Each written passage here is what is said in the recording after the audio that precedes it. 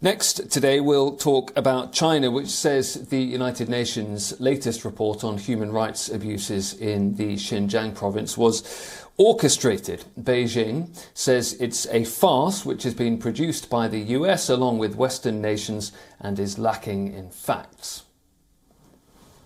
The assessment is a patchwork of false information that serves as political tools for the US and other Western countries to strategically use Xinjiang to contain China.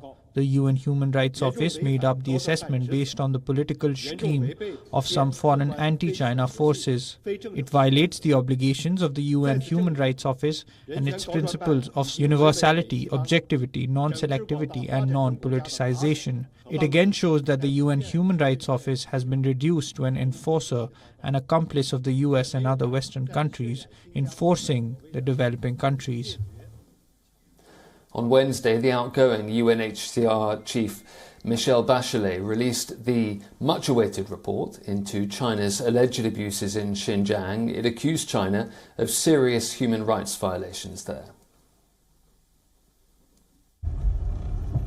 The UN says China may be guilty of crimes against humanity in its treatment of Uyghur Muslims. Michelle Bachelet, the UN's outgoing human rights chief, made the claim in a long-delayed report released on Wednesday. In May, Bachelet visited Xinjiang in China's northwest, which is home to around 10 million Uyghurs, a mainly Muslim ethnic minority. The lengthy report said, quote, serious human rights violations have been committed in the province. It says allegations of arbitrary detention and forced medical treatment of Uyghurs are all credible.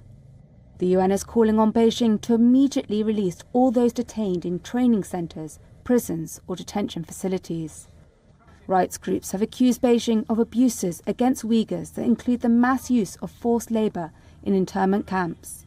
The United States has accused China of genocide. China has vigorously denied the allegations and urged the UN not to release the report.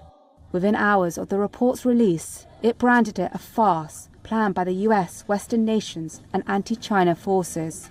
Bachelet herself has come under fire for being too soft on China. She released the report only minutes before her 4-year term ended on Wednesday. She now plans to retire in Chile.